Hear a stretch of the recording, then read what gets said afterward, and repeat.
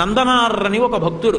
ఒకప్పుడు ఆయనకి చిదంబరం వెళ్లి నటరాజస్వామి దర్శనం చెయ్యాలి అనిపించింది. యజమాని దగ్గరికి వెళ్లి అడిగాడు చీకటి పడుతుండగా, అయ్యా రేపు చిదంబరం వెళ్లాలనుంది, నటరాజస్వామి దర్శనం చెయ్యాలనుంది, నేను వెళతాను, నాకు అనుమతి ఇవ్వండి అని అడిగాడు. ఆయన మహా ఐశ్వర్యవంతుడు, మంచి మదోన్మత్తుడై ఉన్నాడు.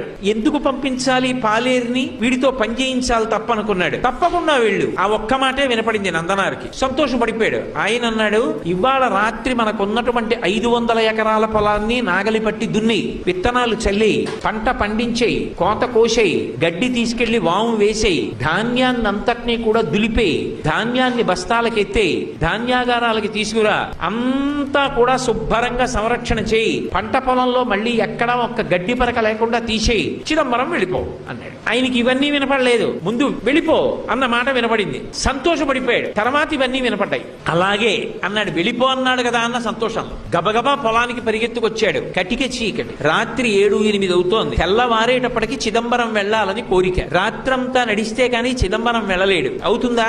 ఒక్కనాటికి అవధానం అర్థమైపోయింది. అయ్యో, చిదంబరం వెళ్ళమన్నాడన్న ఆనందంలో వచ్చేసానే, ఇప్పుడు నేను ఈ చీకట్లో ఈ పొలం ఎలా దున్నుతాననుకున్నాడు. ఒక్కసారి ఆకాశం ఆయన స్వరూపమేగా, పైకి చూశాడు. శివా నరిచి నిన్ను చూడకుండా ఉండలేనయా అని స్పృహ తప్పి పడిపోయాడు. ఆయన తలుచుకుంటే ఒక్కసారి సంకల్పం చేస్తే పంట పండేస్తుంది. కానీ తన భక్తుడు పడవలసిన కష్టం తాను పడాలనుకున్నాడు. కైలాసంలో కొడుకులిద్దరిని పిలిచాడు. విఘ్నేశ్వరుడు, సుబ్రహ్మణ్యుడు, ప్రమదగణాలు, పార్వతీదేవి అందరూ కలిసి భూమి మీదకి వచ్చారు. శంకరుడు స్వయంగా పంచె తీసి పైకి పెట్టి గోచి పోసి కట్టాడు, నాగలి పట్టాడు. ఆయన తలుచుకుంటే ఎంతసేపు భూమి దున్నేశాడు. పార్వతీదేవి విత్తనాలు దల్లింది. విఘ్నేశ్వరుడు కలుపు తీశాడు. సుబ్రహ్మణ్యుడు కోత కోశాడు. పంటంతా పండేసింది, తీసుకెళ్లి గాదెలో పోసేశారు. గడ్డివాం వేసేశారు. తెల్లవారుతోంది, ఇంకా 2 అవుతోంది. నందుణ్ణి లేపాడు. నందనార్ చిదంబరం వెళ్ళన్నాడు. ఎలా వెళ్ళను, ఎలా పంట అన్నాడు. పండేసింది చేర్చేశామన్నాడు. నీ యజమానికి చెప్పి వెళ్ళిపో అన్నాడు. గబగబా పరిగెత్తుకుంటూ యజమాని దగ్గరికి వెళ్ళాడు. నువ్వు చెప్పినట్టు పంట పండించానన్నాడు. తెల్లబోయాడు జమీందారు. లేచి వచ్చి చూశాడు, గాదెలో పంట ఉంది, గడ్డివా ఉంది, అన్నీ ఉన్నాయి. అర్థమైంది శివానుగ్రహం అంటే ఏమిటో.